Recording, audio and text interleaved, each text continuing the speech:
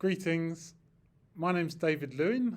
I'm a senior lecturer in education studies at the University of Strathclyde in Glasgow.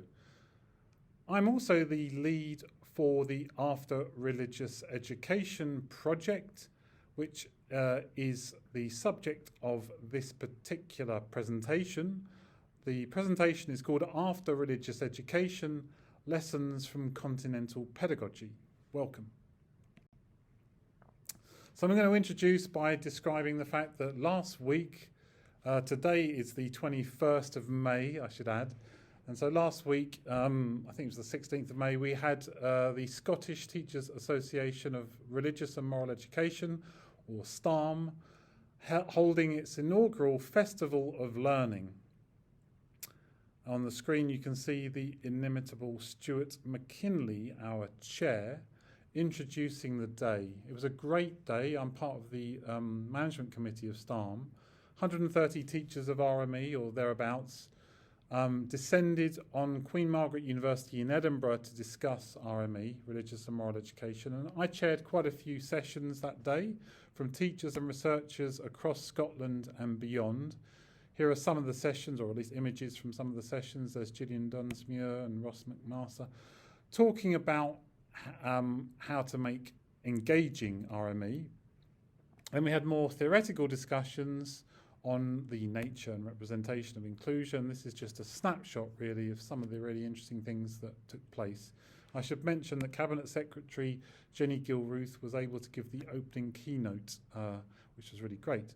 And I was struck by the fact that the challenges facing RE seemed in Scotland, that is, seem to be framed in similar terms to those challenges that face English teachers of RE. Namely, that there is too much for teachers to cover and that what they do offer tends to reflect their own perspectives and histories which can be prejudiced by, for instance, colonial history, the formation of religious education and religious studies as a subject, which is all part of the historical backdrop of RE as a subject.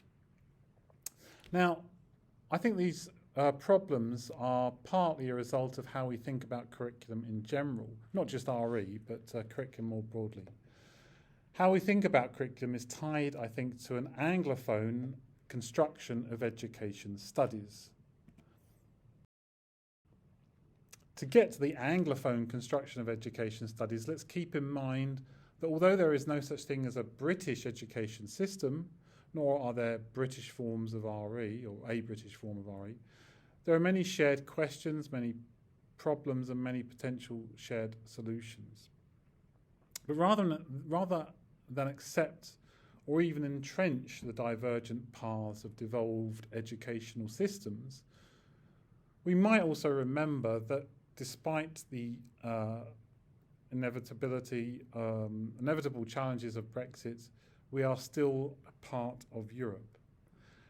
And there is a European tradition of education that might prove interesting when thinking about RME, as well as other subjects.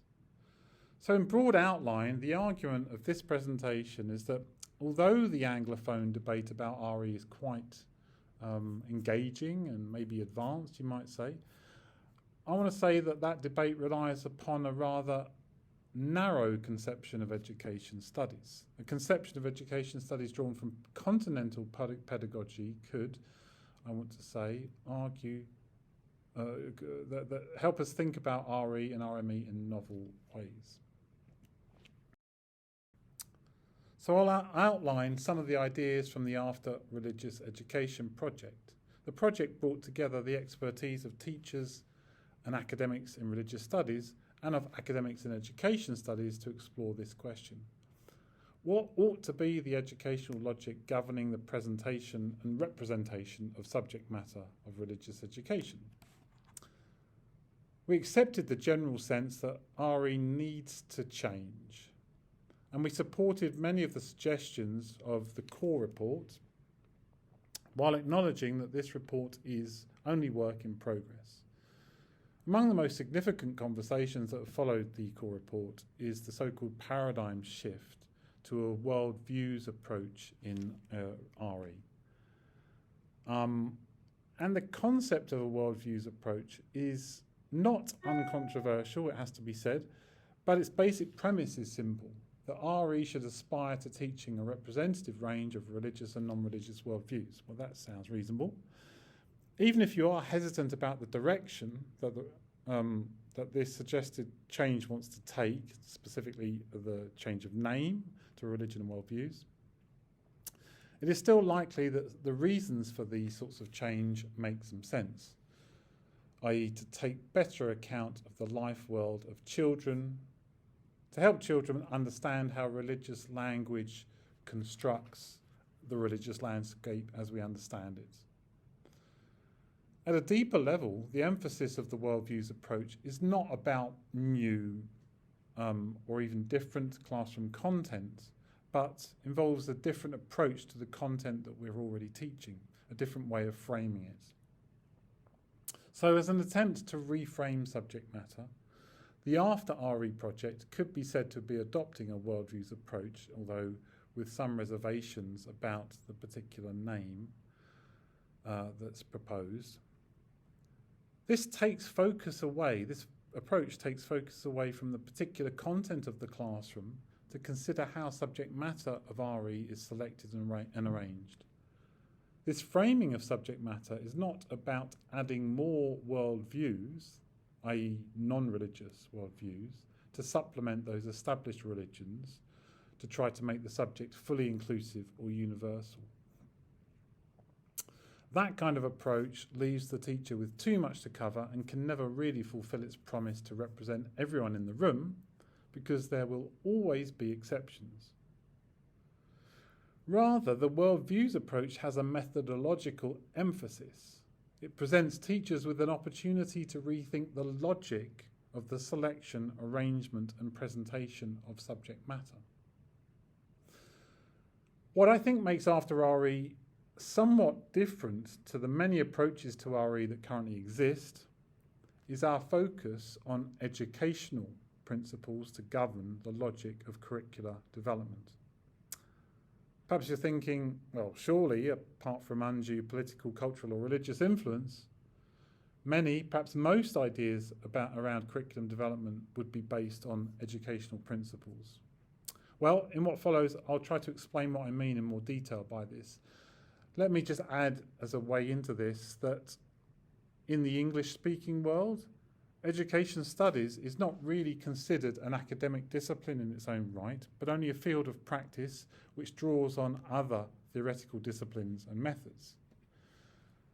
By contrast, the status of education studies looks quite different from the perspective of Northern Europe, or more generally, the continent. So, this project then draws positively from the continental European theory of education. There is a developed notion of education studies that emerged in Northern Europe about 250 years ago from people like Friedrich Schleiermacher, Johann Herbart, and that has been influential across many European states for some time, though hardly influencing the English-speaking world. Many of the foundational texts in this tradition remain untranslated or unknown among Anglophone educationalists. For instance, how many of us know about Schleiermacher's influential 1826 lectures on pedagogy? Unless you read German, it's unlikely that you'll have read them because the translation only came out last year. There is quite a lot of work going on to bridge the gap, let's say, between the Northern European continental tradition and the Anglophone traditions.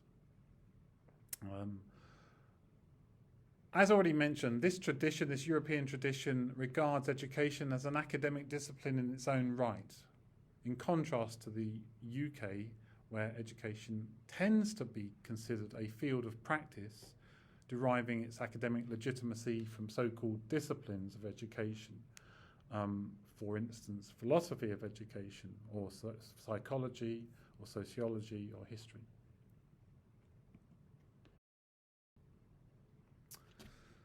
So having said something about the general tradition which our project draws on, I want to talk through an aspect of that tradition that is foundational, the concept of education. Now, this can get quite complicated. First of all, at least in the German language, there are at least 2, perhaps 3 terms that are routinely translated with the English education. But I'm going to leave those complications to one side. Let me outline, though, the theory of education that underpins the educational analysis of the project, a theory which begins with the pedagogical triangle, which you can see visualized on the screen. Well, this is one visualization of it, it's not the only one. But here you can see the educator at the top. At the bottom left, we have the educand, from the Latin educandus, the one to be educated, or more colloquially known as the student. And then the third corner is the world, or subject matter. I'll come to the dotted line in a minute. Now, a lot has been said about the relation between the educator and the educand, or student, which is generally called the pedagogical relation, and I'm not going to focus on that discussion today. There's also been a lot of discussion of the relation between the educator and the world, and what the educator needs to, how the educator should relate to the world. Should they love the world? What should their relationship be with the world in order to make them good teachers? Again, I'm not going to focus so much on that now. Third, we have the relation at the bottom between the student and the world. This is the relation that will be my focus, and it has to do with the formation of the student's relation to the world. So how the educator influences the student's relation to the world.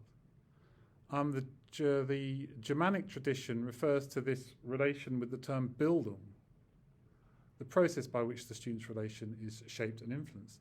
Now, that influence can focus on many different things about the world. It might be knowledge about something, skills, being able to do certain things, dispositions, patience, compassion, kindness, so on and so forth. Let me draw attention, though, to the dotted line, and where the dotted line intersects with the student-world relation. The focus here then is on the educator's influence on the student's relation with the world. And this is the intersection that's most important because it tells us where the focus of teaching actually is. And you can see a red box to draw attention to that intersection.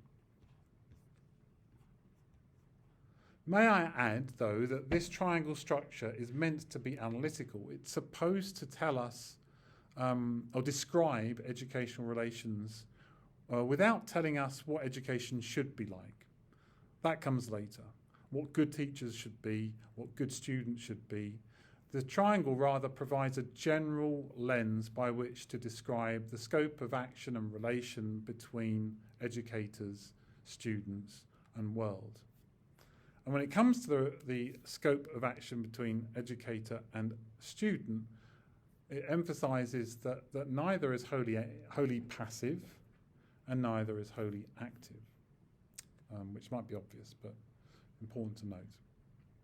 The structure has a few significant features that are going to become more and more important as we go on. Firstly, it draws attention to the idea that the educator influences the student's relation to the world through pedagogy or didactics, more specifically. That influence is initiated by the educator's intention, an intention that is directed towards improving the student's relation to the world. Finally, regardless of the intention of the educator, this is really important, the student's relation to the world has its own integrity. In other words, it's up to the student in the end whether or how they accept the influence of the educator. This focus on the activity of the educator also highlights that the educator is responsible for how the subject matter appears to the student. Okay? So we can say then that this is the production of subject matter. Educators produce subject matter. It is never just inert content waiting to be transmitted, but educators produce it through a pedagogical intention.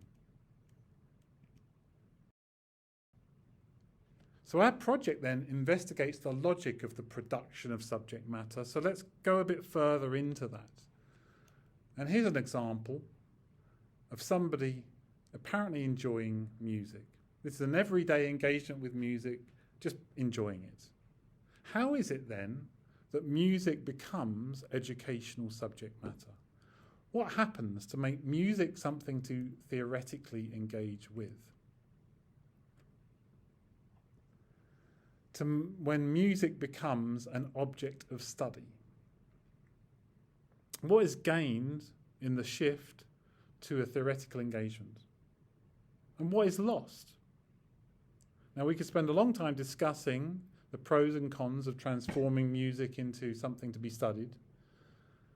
But I'm going to focus the discussion by introducing the concept of grammatization.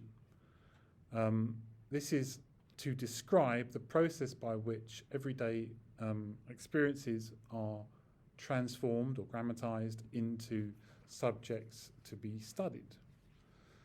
According to educational theorists Joris Vlicher and Piotr Zamoyski, they describe grammatization as a process by which something complex, unbounded, perhaps infinite in its depth, and ultimately unrepresentable, we might say, is nevertheless transformed, is represented, is made finite, is bounded. In other words, it's transformed into a pedagogical object. In this case, notes, intervals, keys, tones.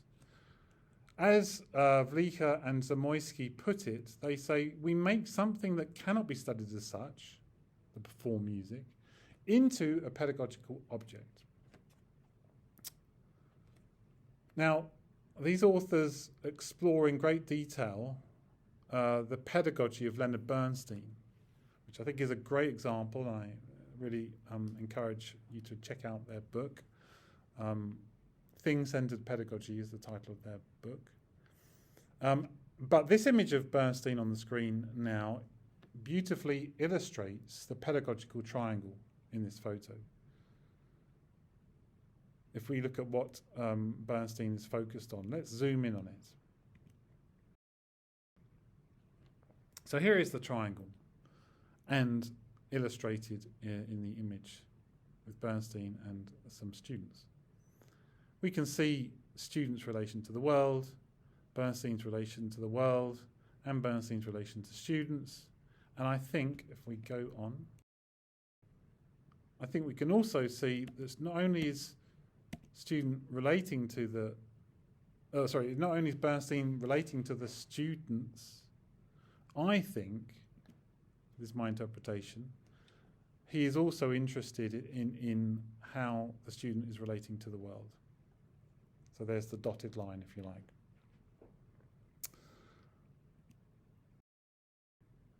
The idea of representing that which cannot be fully captured in representation suggests that grammatization can both give and take, both reveal and conceal.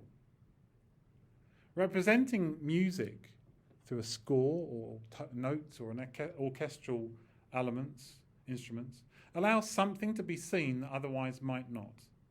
But the integrity of the experience of music might also thereby be undermined.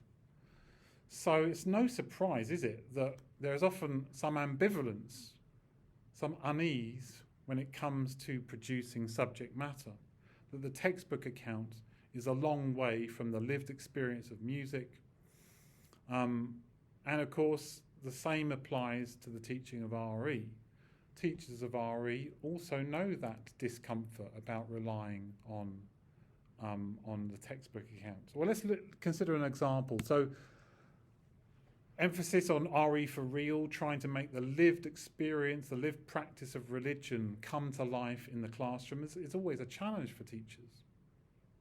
So here we have at least a picture of, another representation, a picture of a lived practice of Hinduism. What do you do when you buy a new car? Well, you perform a puja ritual to bless it. And that's kind of an interesting religious ritual, I suppose, to explore with students. Now, it's impractical to imagine that all the relevant subject matter could be encountered in its lived context, even with the most creative theatre of learning approaches. In other words, we can't go to all these different parts of the world and sort of engage with and discuss and explore and see directly these kinds of practices. So naturally, it seems, the school subject matter of, in this case, Hinduism, is produced. Now, that production necessarily requires a kind of selection, arrangement, and representation. And this inevitably is a process of giving and taking, making decisions. And I'm not for a moment suggesting that these Hinduism worksheets as presented here are the best ways to select, arrange, and represent. I am just saying that some form of arrangement and representation is unavoidable. If we had more time, we could explore the philosophical issue of what exactly subject matter really is. It's a really interesting question to ask. Is the subject matter of education the worksheet or the textbook?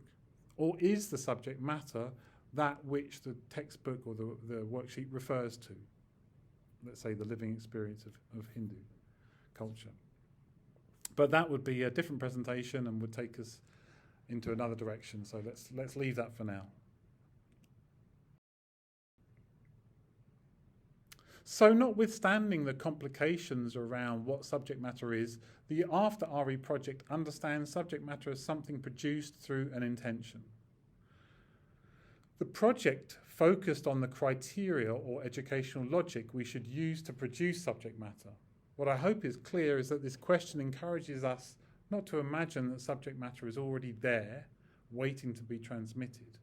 Subject matter is evidently produced. And there are numerous theoretical discussions that might be helpful in analysing the ways subject matter is produced.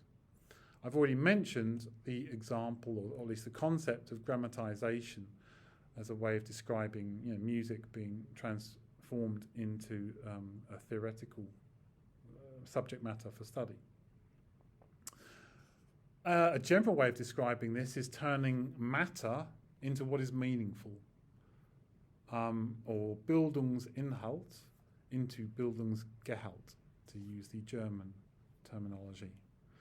Other ways of describing this: didactic transposition from Chevalier and Bosch, which refers to the deconstruction and reconstruction of practical knowledge or scientific knowledge in order to make it teachable.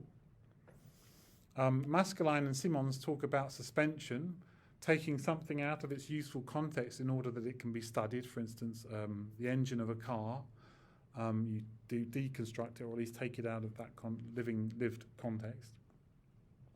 In my own work, I've drawn on the Continental concept of didactic reduction, though I translated it as pedagogical reduction to describe the selection, simplification, and representation of the world to the young.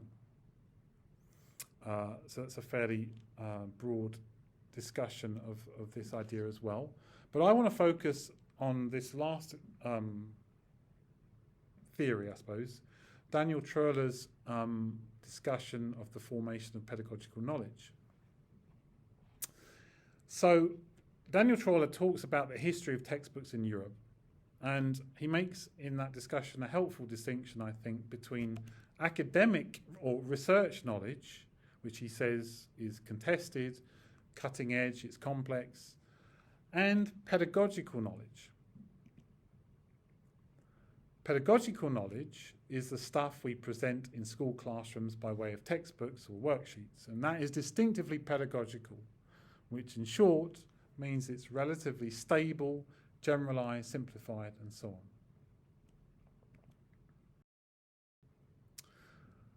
So for Troeller, pedagogical knowledge has certain features that I'm going to focus on. It is, he says, stable, not provisional or contested. Exceptions and contradictions are avoided. Elements are presented in discrete parts or units. The presentation of material employs attractive or entertaining media. Nowadays, I suppose that's TikTok. Overall, says Troeller, This involves selection, condensation, composition, didactical structuring and streamlining for classroom instruction. Again, if we had more time, we could discuss Troeller's discussion of the Heidelberg Catechism, which he says is a prime example of an educational textbook which treats knowledge pedagogically. I'm not going to get into that now, but what is striking is that Troeller's gloss of pedagogical knowledge precisely reflects what is supposed to be wrong with much RE today. That RE presents knowledge that is too stable, too essentializing, exceptions and contradictions are not given due attention because of this unhelpful essentialism. Elements are presented in discrete units, in other words, things are put in boxes. And these sorts of concerns might suggest that RE teachers should abandon this category of pedagogical knowledge, at least in the sense of a simplified school subject. Now, I'm going to argue that they can't, teachers can't abandon that category of knowledge, that pedagogical knowledge in this sense is important. Which is to say that we can't entirely wish away all forms of essentialism any more than we can wish away thought itself. Rather, we need to be much more considered in how we go about using pedagogical knowledge. That is to say, I don't think we dispense with the current frameworks we use to understand the terrain of our religious landscape, but we can and should reflect on those frameworks. Let's look at an example.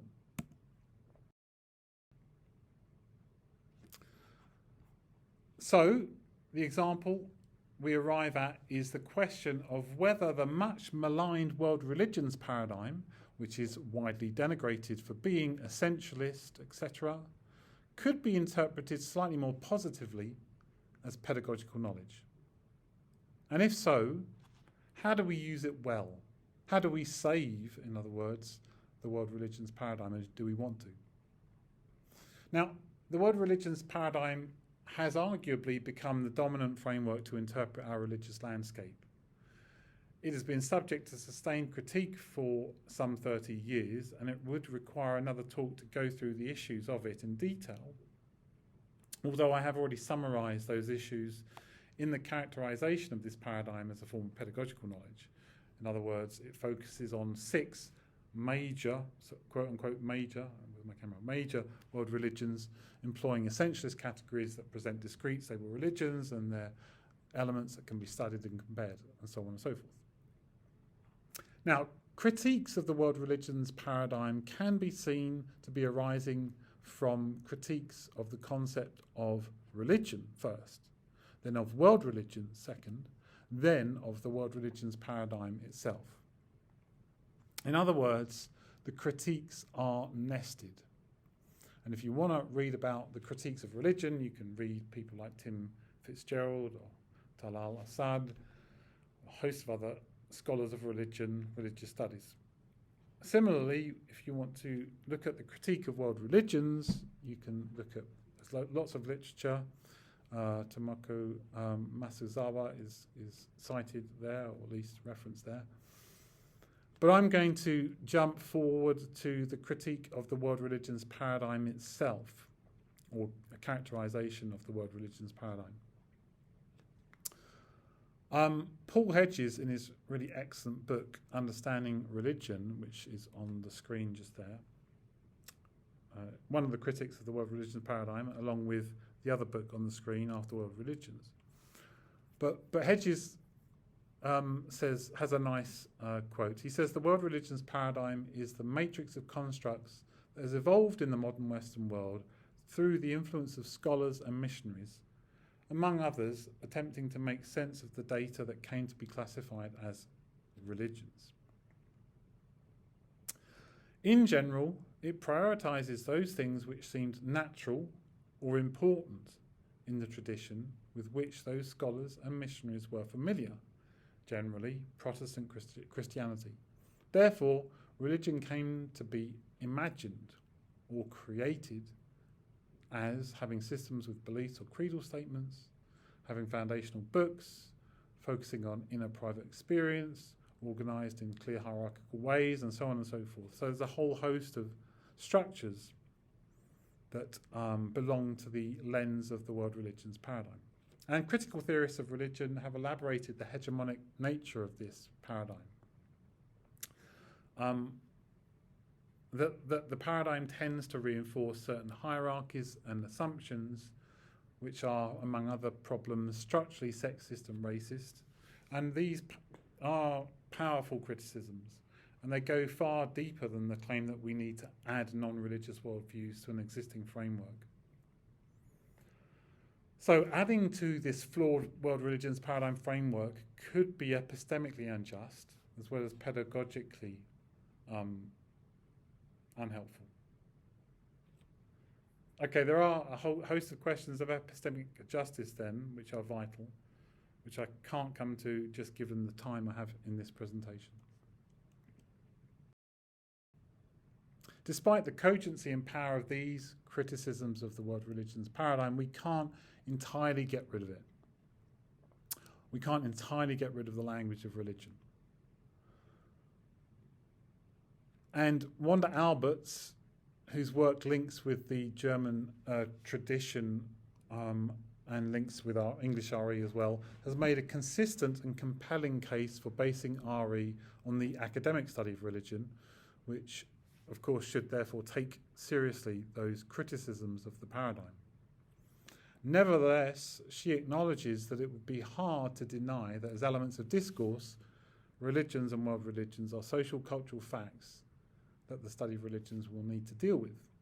Not only are these concepts necessary, but the world religions paradigm, with its essentialist representations of religion, has in recent decades made, she says, a huge step forward compared to the complete absence of non-confessional education about religions in many school contexts.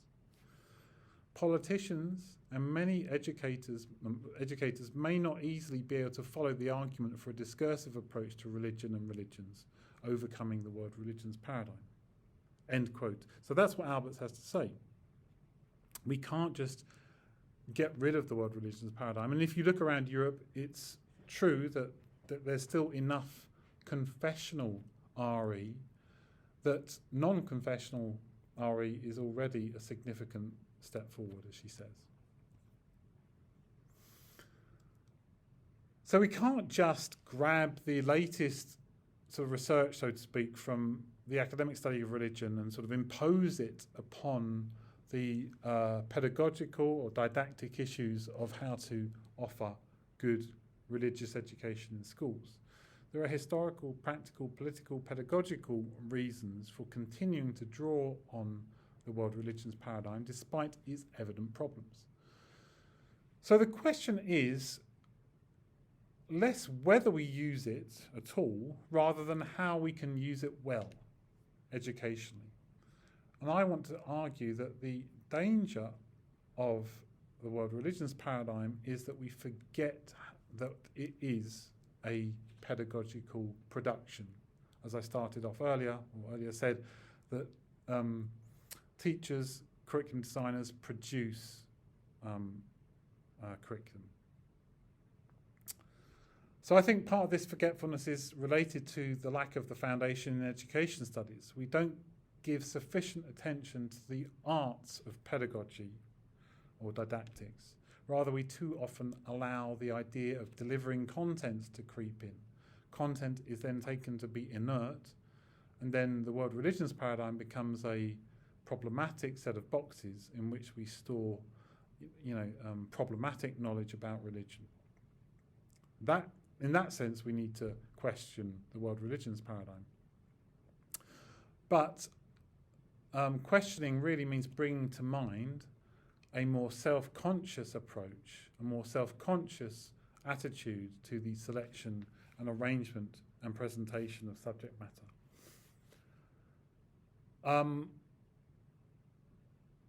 So, although there may be much pedagogical expertise in teaching RE, we need to be more considered and more reflective in how we produce curriculum for religious education. How exactly do we do this? How do we become more conscious, more reflective? The principles I'll briefly outline of exemplarity and didactic analysis are, in a sense, quite obvious, but it's really about becoming more self-conscious about the work being undertaken as an educator. Exemplarity and didactic analysis are about making us self-conscious about curriculum production, how our choices frame subject matter.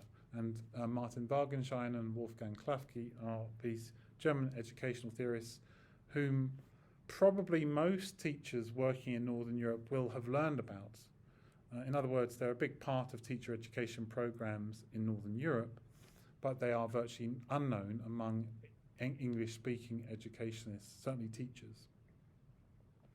And I like these images as they're suggestive of their interest in, where education theory and practice come together. That theory and practice are deeply intertwined. So I'm first of all talking about Wagenschein's exemplary way and how Wagenschein critiques what he calls the systematic approach to education.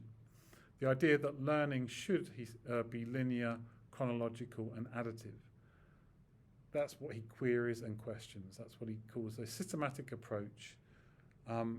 So he challenges the idea that education begins with simple and then moves to more complex as a sort of logical structure. It sounds logical, but he says it's not engaging, it's not pedagogical. And therefore he elaborates what he calls the exemplary way, where examples are entry points. They're rich, they're engaging. They're not pieces of information and knowledge to be acquired, examples, that is. Rather, they are little opening entry points, as he calls them, openings into a subject. And the particular example depends on the particular teacher. But he says, give students an opportunity to linger and spend time with particular phenomena that are vividly brought to life. And I think teachers do this and know this already. So it's called an exemplary way in emphasizing that there's no canonical content that must be transmitted. This means teachers are empowered or responsible to select, arrange and present their own examples to their own students in their own way. And that, therefore, curriculum production is about making those selections in the context of the teacher's work.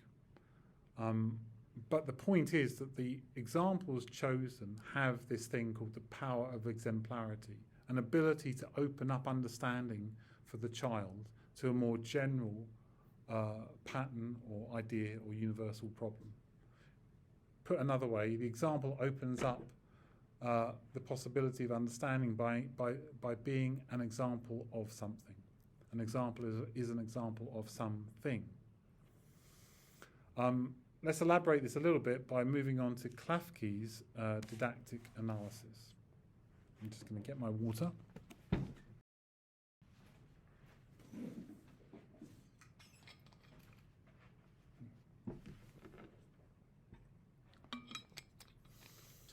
At the heart of Klafke's didactic analysis are 5 questions designed to provide teachers and curriculum producers with a stimulus for thinking about the production of their subject matter. I'm not going to go in detail, but the first question is quite important. What wider or general sense or reality does the content exemplify and open up to the learner? What basic phenomenon or fundamental principle, what law, criterion, problem, method, technique or attitude can be grasped by dealing with this content as an example? So you can see how it connects with Wagenschein's idea of the exemplary. So a particular narrative, a particular case, a particular story, a particular episode can make a general point about some fundamental principle or law or whatever, and can open up the world.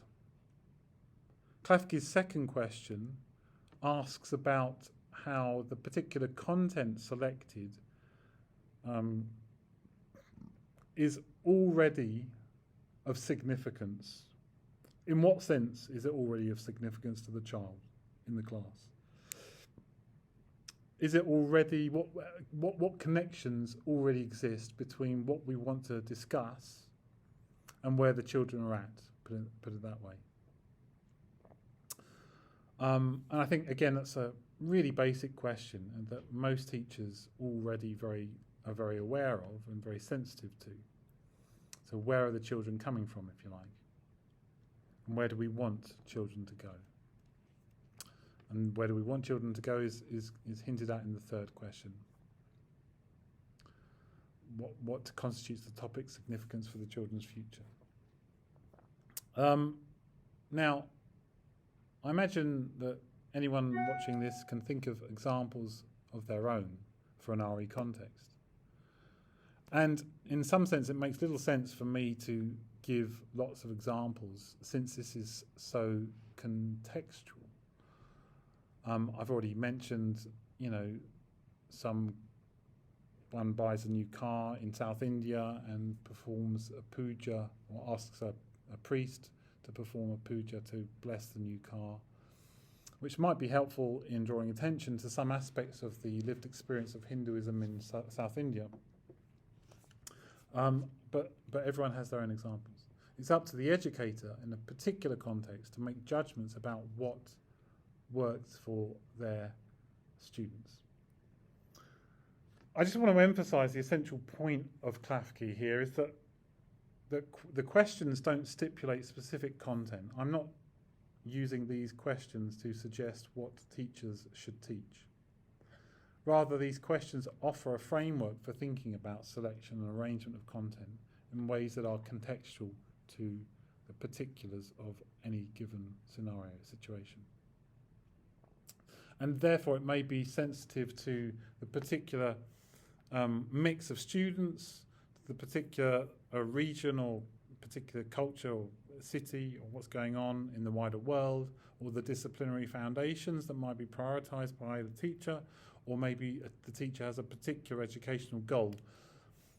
Whatever it is, the questions offer a way to think through the issues.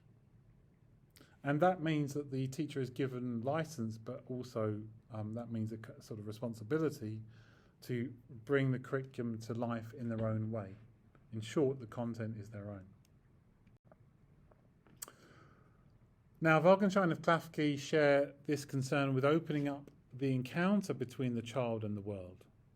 How that encounter unfolds is not something that the educator can control. So when thinking about an example to develop for a presentation like this, I've already said I shouldn't really be offering examples because it's so contextual. Nevertheless, here is one. It's only an example. I thought back to my own brief career as a teacher of RE and my own efforts to bring about the child's relation to the scope of their own existence, which is rather abstract, but put more concretely, how do children become mortal? We could say that the fact of death hovers over our lives in some ways, though it's not often that children are encouraged to pay attention to its weighty presence. While it is something that children might learn about or maybe have personal experience of through losing a loved one, it is also important to note that being mortal could be said to be something that children also become. And mortality isn't just to do with the fact that we die. Just as importantly, we live our lives knowing that we do not last forever, that we are, to use a Heideggerian phrase, being towards death. And for Heidegger, being towards death is not something we spontaneously embrace, even if authentic human life can only be lived by facing the fact of death. So from this point of view, mortality is something of an educational achievement. So this illustration begins with proposing an educational intention to encourage children to reflect on mortality. And of course, the memento mori tradition has long encouraged reflection on death. But should reflection on mortality be part of compulsory RE in schools? With younger children who are newer to life, reflection on death may appear out of place. Nevertheless, while there are other parts of the curriculum in which this kind of reflection might be considered appropriate, poetry in literature classes, still life painting in art, life cycles in science, RE does certainly seem to offer an appropriate place to consider the more existential aspects of mortality.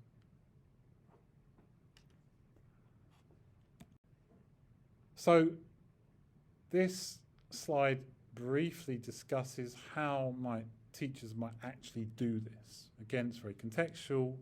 How, faced with a group of lively 11-year-old children for whom death is perhaps inconceivable, or, as I've already noted, some may have experienced through some personal loss, it's likely that that would have happened to some in any class, family, friends, pets. Obviously, one must be very mindful of those sensitivities. But with that in mind, what activities might engage the children in reflection on their own mortality and coming to think about the fact that they won't last forever? So the attempt to begin with the interest of the child, what is the child's relation to subject matter? We might encourage teachers or ourselves to ask certain questions. What do you think happens after death? How would you like to be remembered? What might be a suitable epitaph? What might your gravestone look like? The children might engage in various active responses. They might write epitaphs, sketch gravestones, look at the graves or other burial sites of others, or other forms of memorial, other forms of burial. They could look at the examples from the history of religions or from their locality, local cemeteries or Tibetan sky burials. Probably not many Tibetan sky burials in the local area. So again, we need to refer to some kind of resources for that. And what would come out of these activities? Do children really attend to their own mortality while exploring rituals for the dead? Are they facing their own demise? And is that experience engaging? Is it formative? Perhaps it's unsettling, maybe upsetting. None of this is clear. But the illustration is meant to show how choices can be governed by pedagogical logic, even if the intention cannot be proven to result in any particular anticipated outcome. So the illustration here is intended to open something up, a pedagogical logic that governs selection. Of course, the idea of mortality can be explored and exemplified in countless ways, and no two classes need to refer to the same example, and yet they might address the same general question and be concerned with the same thing, becoming mortal, what it means to be mortal. So on its own, this illustration might seem rather abstract and needs to cohere with the broader formative intention of the classroom, the teacher and the school.